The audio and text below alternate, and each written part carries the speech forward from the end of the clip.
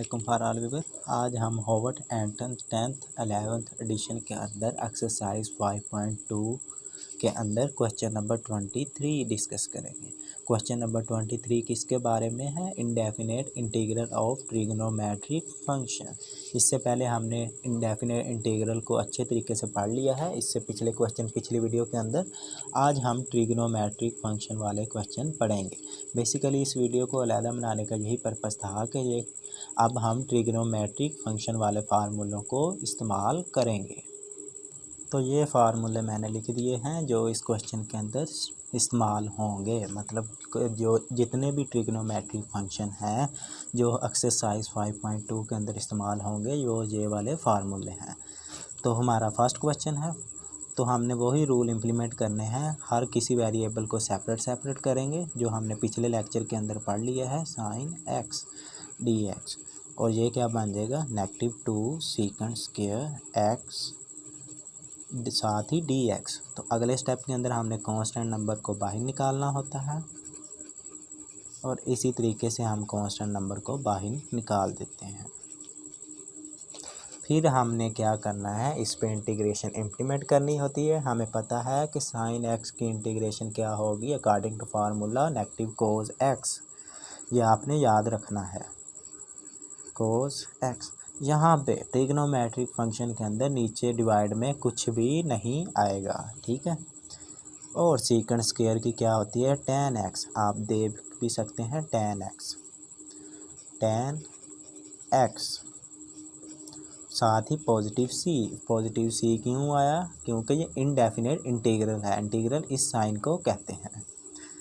ये क्या बन जाएगा? -3 cos x -2 tan x plus C. तो ये क्या बन जाएगा इस क्वेश्चन का आंसर। अब हम करते हैं क्वेश्चन नंबर 24। क्वेश्चन नंबर 24 है हमारे पास कोसेकंड का square T secant T tan T और साथ में डी टी। तो सबसे पहले हमने क्या करना होता है, हर वेरिएबल को अलग-अलग लिखना होता है। मतलब डी टी हर किसी के साथ मल्टीप्लाई होगा, क्योंकि जब तक किसी चीज़ का डेरिवेटिव मौजूद ना हो तो हम किसी चीज़ को इंटीग्रेशन नहीं कर सकते। इसी तरीके से सीकंड टी और tan टी आ जाएगा, साथ में डी टी। नेक्स्ट स्टेप के अंदर हमने क्या करना होता है कि इंटीग्रेशन इम्प्लीमेंट कर देते हैं। क्योंकि यहाँ पे कांस्टेंट नंबर नहीं है तो हम इंटीग्रेशन को इम्प्लीमेंट कर देंगे। कोसेकंड स्क्वायर की इंटीग्रेशन हमने क्या पढ़ी थी? Negative cot x. ये सीकंड टी और tan टी किसकी इंटीग्रेशन बन जाएगी? सीकंड टी की। और प्लस सी, ये क्या बन जाएगा इस क्वेश्चन का आंसर। इंटीग्रेशन बेसिकली 2 या 3 लाइनों का ही होता है, इतना लंबा प्रोसेस हमने नहीं करनी होती। तो हमारे पास ये इसका क्या बन जाएगा आंसर। अब हम करेंगे क्वेश्चन नंबर 25। क्वेश्चन नंबर 25 हमारे पास है secant x plus tan x bracket. Question integration के अंदर आपने याद रखना होता है कि आपने क्वेश्चन को देखते सार लॉजिक बनाना होता है। इसके अंदर लॉजिक क्या है हमारे पास? इन दोनों को मल्टीप्लाई कर सकते हैं ना, तो हमने मल्टीप्लाई कर देना है। क्या बन जाएगा? सीकंड स्क्वायर एक्स बन जाएगा। सीकंड के साथ मल्टीप्लाई होगा, सीकंड tan के साथ मल्टीप्लाई होगा, तो क्या बन जाएगा? Secant x tan x। याद रखिएगा यहाँ पे आपने ब्रैकेट डाल के dx लगाना है। अगर आप ब्रैकेट नहीं डालेंगे तो क्वेश्चन गलत होगा, मतलब नंबर कट होंगे। क्वेश्चन तो ठीक हो जाएगा लेकिन नंबर कट होंगे। तो इसी तरीके से फिर हमने क्या करना होता है, रकम को सेपरेट करना होता है। और सीकंड एक्स tan x साथ में dx। फिर हमने इंटीग्रेशन इम्प्लीमेंट कर देनी है। सीकंड स्क्वायर का हम पीछे पढ़ के आए, क्या था फार्मूला? tan x। और सीकंड एक्स tan x का हमने इधर भी इम्प्लीमेंट किया था, तो क्या आया था? Secant x। वहाँ पे वेरिएबल t था लेकिन यहाँ पे वेरिएबल x है, इस वजह से हमने सीकंड x लगा दिया प्लस c। ये था हमारे पास क्वेश्चन नंबर 25। अब हम करेंगे क्वेश्चन नंबर 26। क्वेश्चन नंबर 26 है हमारे पास cosecant x bracket sine x plus cot x. तो इस क्वेश्चन के अंदर भी हमने क्या करना है, इन दोनों को सबसे पहले मल्टीप्लाई करना है। तो क्या बन जाएगा हमारे पास? कोसेकंड एक्स जब साइन एक्स के साथ मल्टीप्लाई होगा तो कोसेकंड एक्स साइन एक्स आ जाएगा, और cosecant x cot x. Cosecant x cot x और साथ में डी एक्स। अगर हम इस क्वेश्चन को आगे बहुत ही लॉजिक तरीके से हल करना है, फर्स्ट ऑफ ऑल तो हमने क्या करना होता है, हर रकम को सेपरेट करते हैं, फिर हम लॉजिक का इस्तेमाल करेंगे। Cosecant x cot x, logic क्या होता है हमारे पास कि किसी चीज़ को सॉल्यूशन इजी तरीके से निकालना। लॉजिक क्या है हमारे पास, कोसेकेंट एक्स किसके बराबर होता है, 1/sin के, तो हम 1/sin एक्स लगा देंगे, तो 1/sin एक्स क्या हो जाएगा, आपस में कैंसिल आउट हो जाएंगे। ये होता है लॉजिक। हम देखते हैं इंटीग्रेशन के क्वेश्चन को, हम घबरा जाते हैं। यहाँ पर आपने इमरान खान की तरह घबराना नहीं है, बल्कि क्वेश्चन को सोल्व करना है।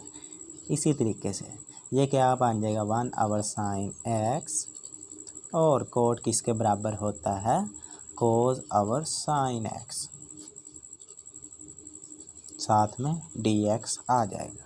यहाँ पे हमारे पास क्या बन जाएगा, 1 dx और यहाँ पे क्या बन जाएगा,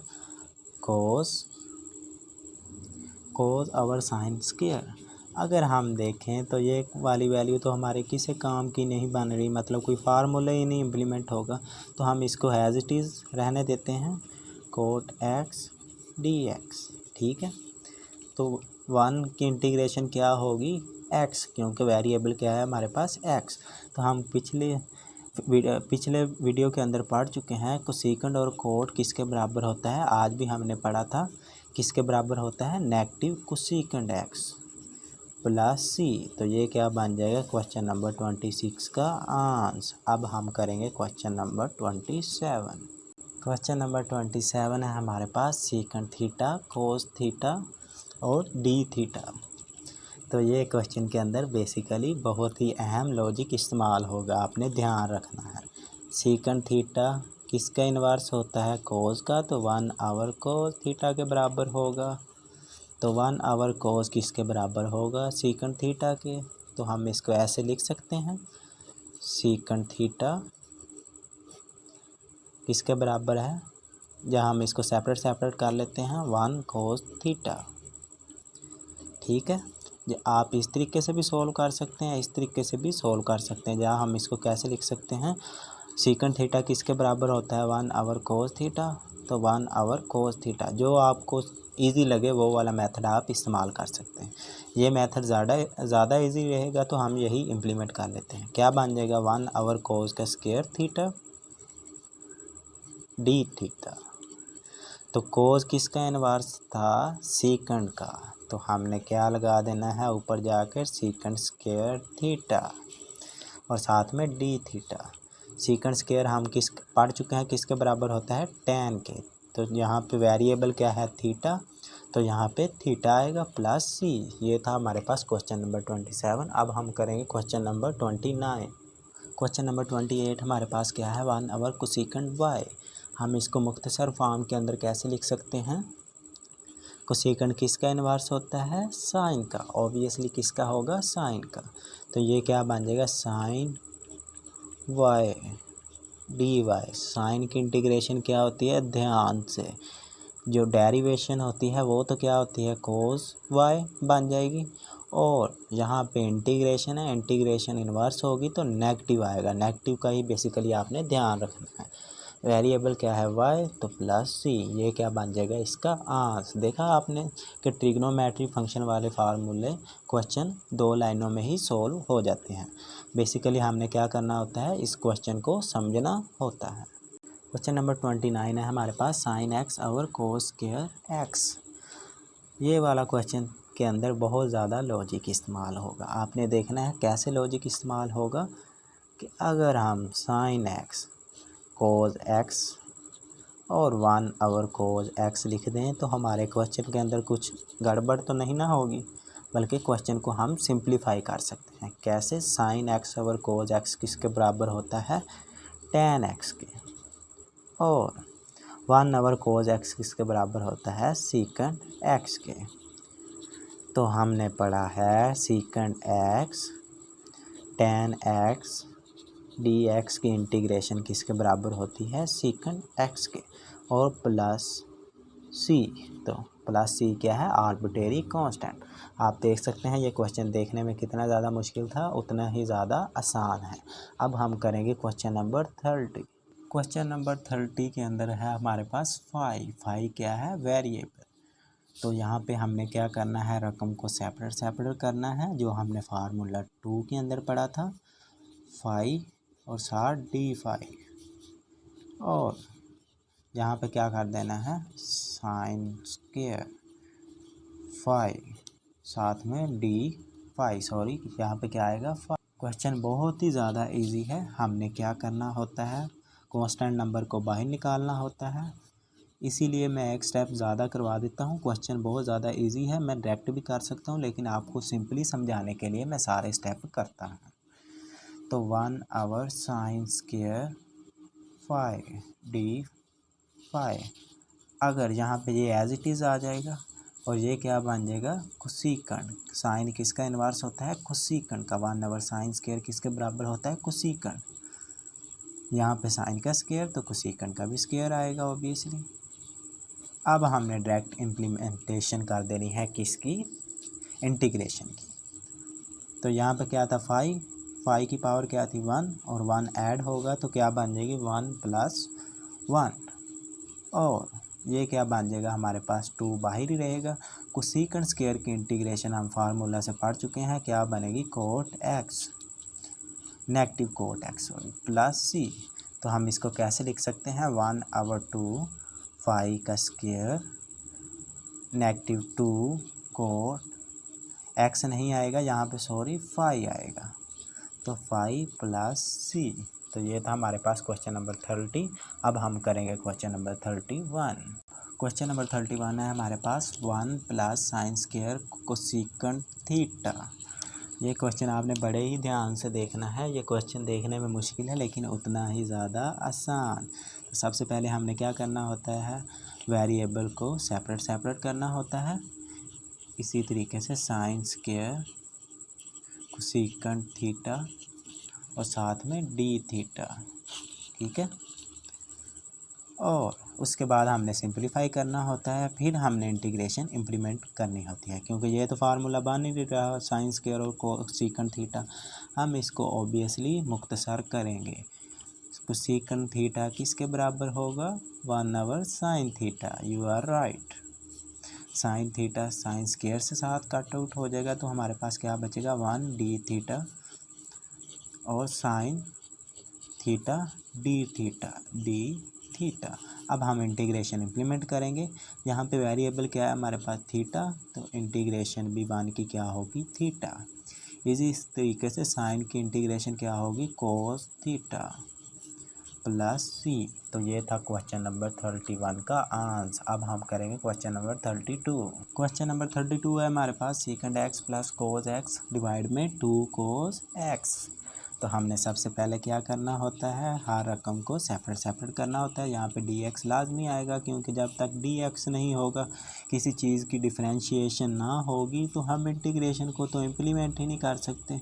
तो हमारी इंटीग्रेशन क्या होगी, बेकार। इस वजह से हमने क्या लिखना है, सबसे पहले रकम को सेपरेट करते हैं। डिवाइड हमें पता है वो हर किसी के साथ ही एडजस्ट हो जाता है, और साथ D x cos x divide में 2 cos x D x. Cos x से कैंसिल, और ये कोज एक्स किसका इन्वर्स होता है, सीकंड का। तो सीकंड ऊपर जाके सीकंड के साथ मल्टीप्लाई होगा, कैसे होगा, सीकंड एक्स होगा, और ये कोज किस में कन्वर्ट हो जाएगा, सीकंड एक्स के अंदर। तो ओबियसली हमने कांस्टेंट नंबर को बाहर निकालना होता है, इस वजह से मैं डायरेक्ट करवा रहा हूँ। तो क्या बन जाएगा, सीकंड स्क्वायर।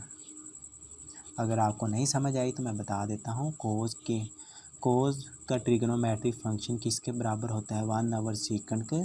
तो सीकंड ऊपर जाके क्या बन जाएगा, 1 सीकंड एक्स, ऊपर सीकंड एक्स था, तो ये ऊपर जाके क्या बन जाएगा, सीकंड एक्स, ठीक है। तो ये क्या बन जाएगा, सीकंड स्क्वायर एक्स। इस वजह से मैंने डायरेक्ट लिख दिया।